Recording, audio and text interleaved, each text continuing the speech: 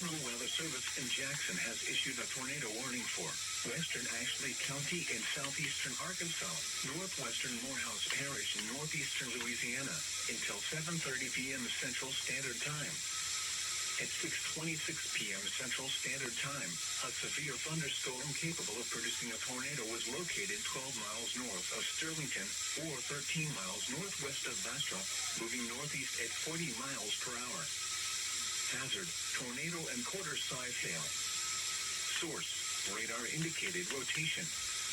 Impact, flying debris will be dangerous to those caught without shelter. Mobile homes will be damaged or destroyed. Damaged roofs, windows, and vehicles will occur. Tree damage is likely. This dangerous storm will be near Crosset around 6:55 p.m. Central Standard Time. North Crosset around 7 p.m. Central Standard Time.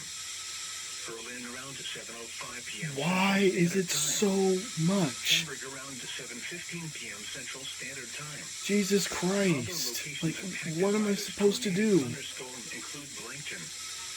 Take cover now. Move to a basement or an interior room on the lowest floor of a sturdy building.